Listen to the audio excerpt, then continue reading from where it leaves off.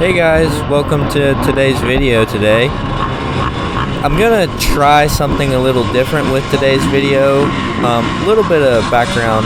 I end up watching my videos most of the time in the small screen. I don't end up watching it in big screen mode a lot of the time. And so I end up not really liking how it looks full screen. I feel like it's a little too focused in on certain details, and it makes it look way too fast. So we're gonna try. I exported this video in 21:9 to make the big screen a little bit smaller with the black borders. If you're watching it on a big screen, that's why it looks like that. But I think it's pretty good on the phone still, because I tested it out and I think it looks pretty good. So honestly, want to get some feedback from you guys. Let me know what you think. I'm kind of curious. Also, do you normally watch it on your phone? Do you watch it on a smart TV? Do you normally watch it on a computer? Leave that as some feedback for me so I can know what you guys like, because I normally don't like watching my videos in full screen, and I assume a lot of you do. So we're going to try this today, and let me know what you think.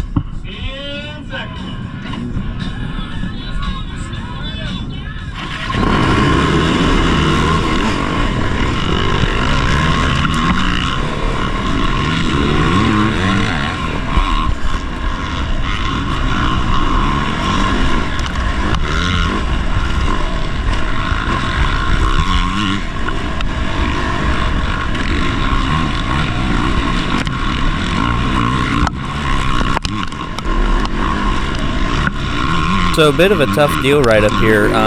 The banner was not put up, and the banner to the left was not taken down, so we ended up accidentally, I guess, going through scoring the first lap and riding the motocross track. Luckily, he held the second row because this was not meant to happen, but it did end up happening. I'm going to cut most of it out because it's kind of repetitive and boring. Nothing really happens. It's just me at the tail end and some dust, so we'll skip ahead in a moment and get into the woods.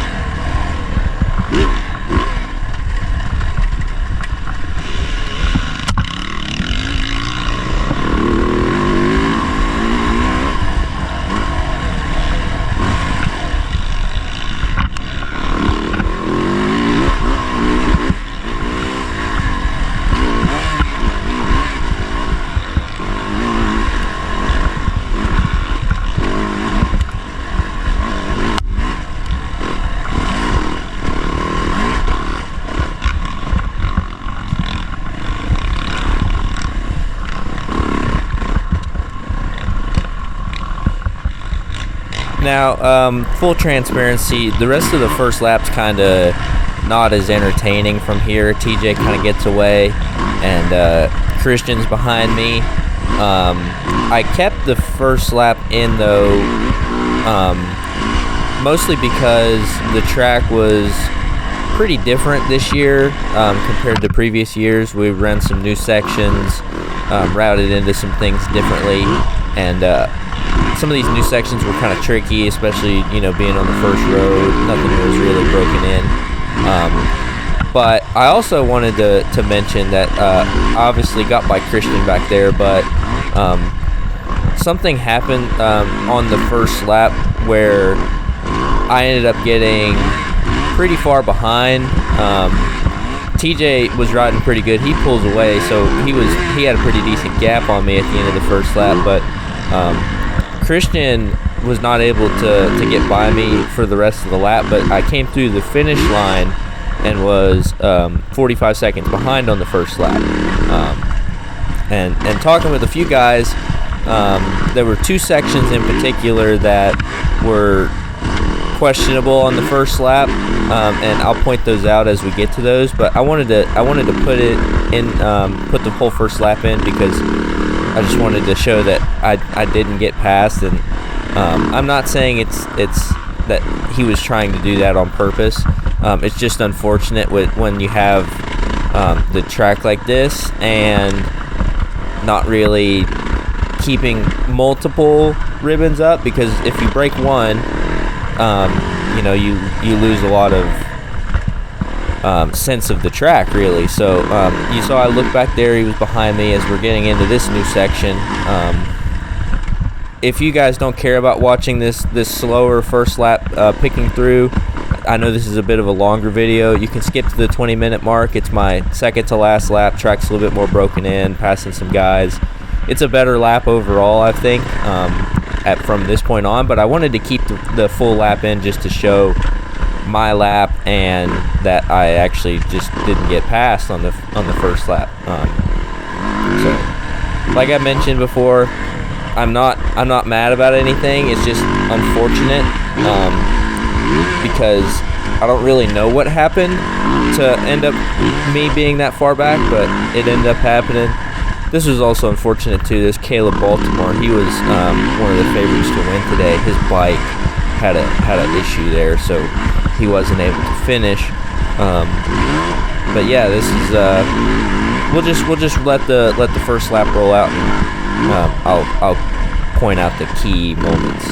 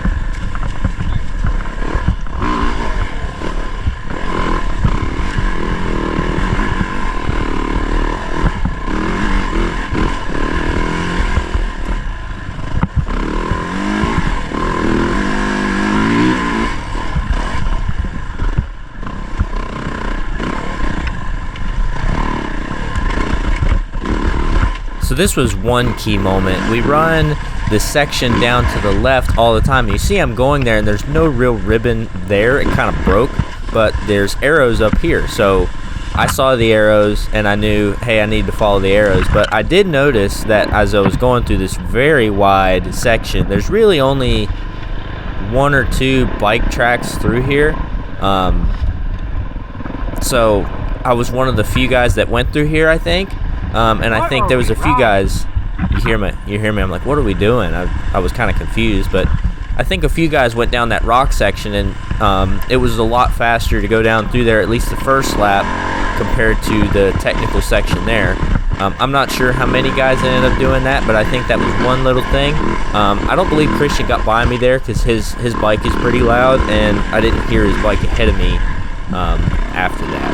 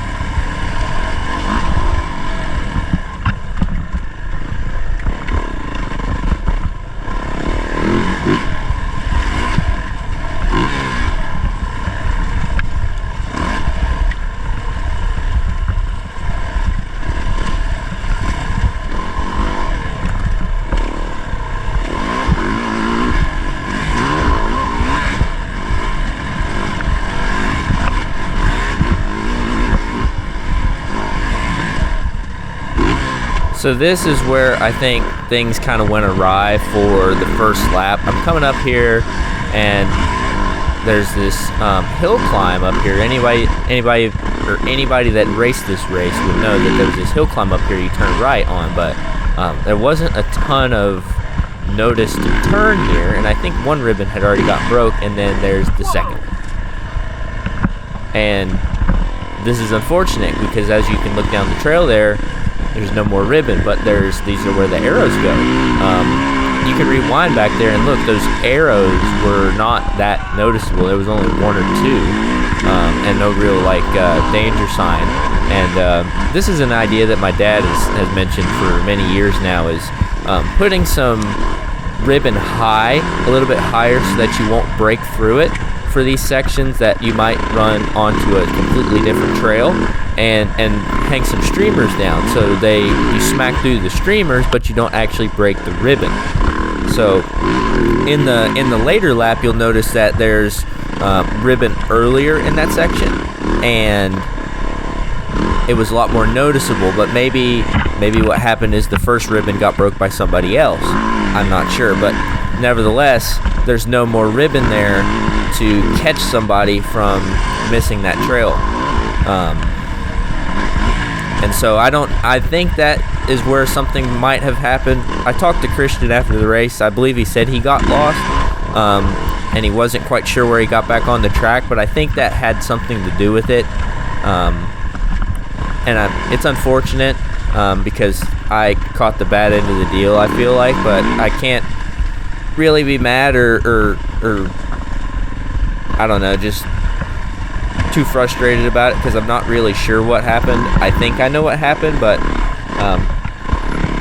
we ended up racing pretty close throughout the rest of the day. So this first lap really kind of hurt my class result